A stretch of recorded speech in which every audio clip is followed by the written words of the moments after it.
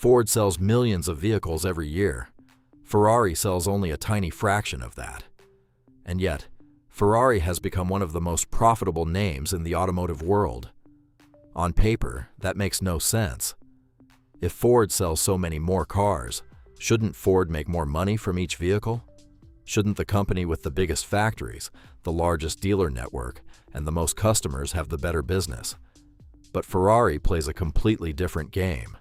Ford sells transportation. Ferrari sells desire. A Ford helps you get from one place to another. A Ferrari tells the world who you are. It signals wealth, exclusivity, taste, and status. For many Ferrari buyers, the car is not just a machine. It is a reward, a statement, a dream they have been carrying for years. And when a product becomes emotional instead of practical, price stops working the same way. Most car companies fight for volume.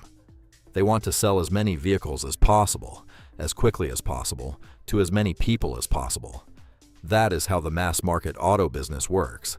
Build more cars, lower costs, fill dealerships, and move inventory. Ferrari does the opposite. Ferrari does not want everyone to have one. That is the entire point. The company intentionally limits how many cars it produces, because scarcity is not a weakness in luxury. Scarcity is the product. When something is hard to get, people want it more. That is why limited sneakers sell out. It is why luxury watches have waiting lists. And it is why Ferrari can charge prices that most automakers could never dream of. People are not just paying for metal, leather, and horsepower.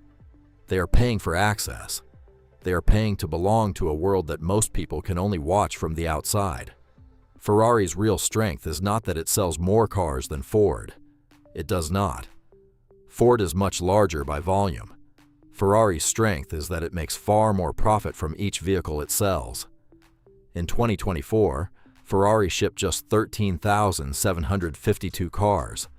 Ford sold vehicles in the millions. But Ferrari's adjusted operating margin was dramatically higher than Ford's. That is the business lesson. Ford wins with scale. Ferrari wins with pricing power. And pricing power is one of the most valuable advantages a company can have.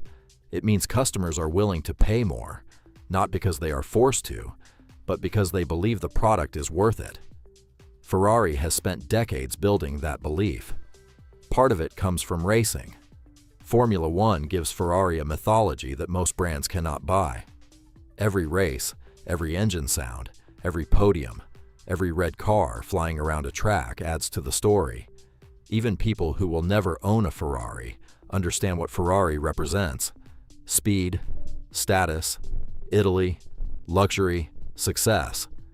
That brand power makes every road car more valuable before the buyer even walks into the showroom.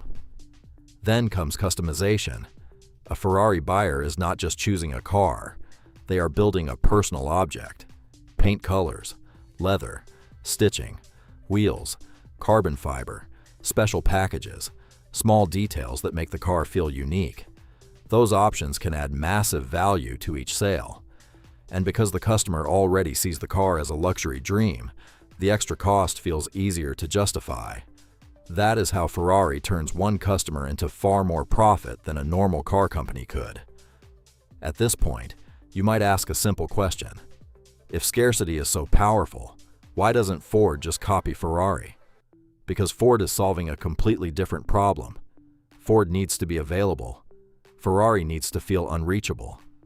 Ford serves families, workers, businesses, fleets, and everyday drivers. Its business depends on producing vehicles at scale and selling them through a massive network. If Ford suddenly made far fewer vehicles, it would not become Ferrari. It would just become smaller. Ferrari can sell less because selling less is part of the luxury illusion. The fewer cars people see, the more special each one feels. The longer the waiting list, the more meaningful the purchase becomes. The harder it is to get access, the more people want access. That is why Ferrari protects the brand so carefully. Because once a luxury product becomes too common, it stops feeling luxurious. The moment Ferrari becomes ordinary, it loses the thing that makes it powerful. This is the real genius of Ferrari. It is not trying to win the car business by building the most cars. It is trying to win the desire business by making people want something they may never be able to have. And that is a much stronger position, because in business, demand is powerful, but controlled demand is even more powerful. Ferrari proves that bigger is not always better. A company does not need to sell the most units to build an incredible business. Sometimes the smarter strategy is to sell less, charge more, and create something people deeply desire. Ford and Ferrari are both successful, but they are playing two completely different games. Ford wins with volume. Ferrari wins with desire. Ford tries to put more vehicles on the road.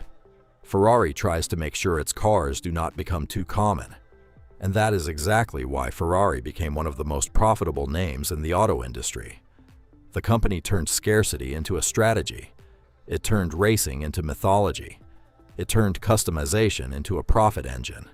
And it turned a car into something much bigger than transportation. Sometimes the best business strategy is not selling to everyone. Sometimes it is making everyone wish they could buy from you.